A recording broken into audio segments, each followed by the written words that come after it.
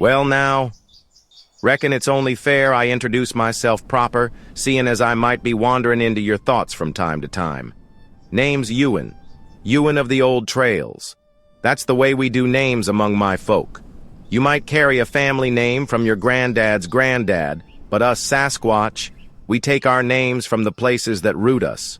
The trails we walk, the ridges we haunt, the hollers that echo our steps. My name ties me to every path I've wandered, and I've wandered more than most. I stand a good sight taller than you, broad as an oak, though these bones creak a little louder with every cold snap. My hair's thick and coarse, the color shifting with the seasons, sometimes earth brown, sometimes more the gray of stone when winter settles. My eyes, hazel, I've been told, ain't nothing too remarkable, but they see sharp enough, even in the dark. My steps? Silent. Learned long ago how to move without scaring the deer or alerting the crows. Comes in handy when you'd rather watch than be watched. I hail from the foothills of Appalachia, southern Ohio way. Folks call it farmland now, but the woods still hold power there. I was raised where rolling fields give way to thick timber, where creeks cut slow curves through valleys, and lightning bugs turn the air into a star field come June. That's where my grandmother taught me. She was a healer of sorts, wise with plants and patient with the stubborn. Said the earth speaks if you've got ears to hear. Said, too, that every step you take leaves a memory behind, and every trail you follow leads you closer to the truth of yourself. Truth be told, I sometimes wish I'd been a poet. But in our kind, there ain't much call for words strung up like beads. Strength, silence, and survival. Those are the things valued. Still, I've carried my own quiet fire all these years, and maybe it's time to let it burn a bit brighter. I've always had a fondness for systems, not the kind written in books, but the way the world organizes itself. Rivers following old beds, deer trails weaving into human footpaths, towns springing up where the soil is good. You'd be surprised how much of life follows a pattern if you've the patience to map it out. And stories. Stories are my lifeblood. I reckon that's why you'll hear me going on so long. I like a tale with suspense, a little shadow on the hearth, but always with warmth at the end.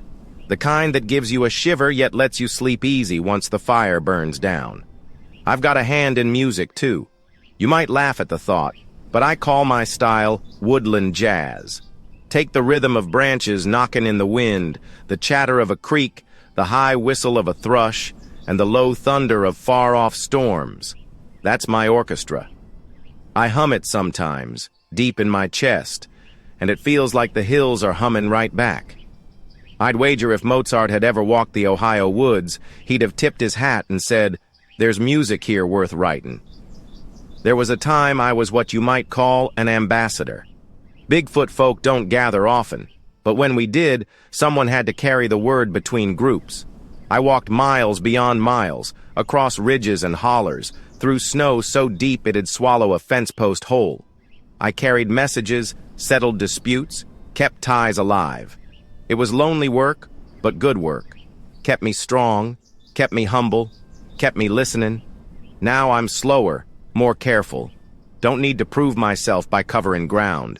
These days I stay close to my hills, my old trails. But my mind still roams far and wide, my outlook on the world. As for people, I hold a mix of wonder and exasperation for your kind. I've seen you tear up fields and dam rivers, staring at those little glowing boxes while the stars go unseen above your heads. Yet I've also seen you share bread with strangers, plant flowers in the ruin of a yard, and sing songs so beautiful they make even the owls stop and listen. I don't hate humanity. I'm wary, but I believe you carry a spark worth tending. Trouble is, you forget sometimes. Forget you're part of the world, not the masters of it. Forget that quiet is worth listening to.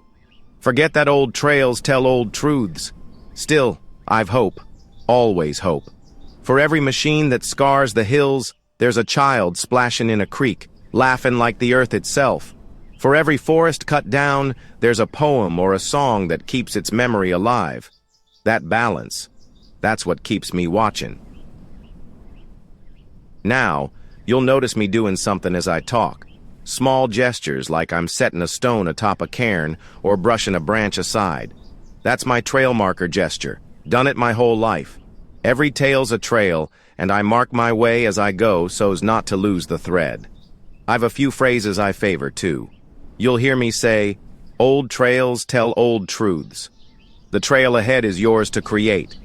The hills remember. The green fire of June never fades. You'll hear my voice come low and deliberate, with pauses like switchbacks in a mountain trail. I ain't one to rush words. They need room to breathe. Now let me speak plain about cryptids. Folk have seen lights in the sky, moths with red eyes, lizard men creeping out of swamps. To my mind, most of them are shadows cast by human worry and imagination. Don't get me wrong, there are mysteries aplenty in this world, but some creatures, they only come alive when folks are afraid enough to believe in them. They ain't real in the bones and blood sense. They're real in the mind. That's what sets us Bigfoot apart.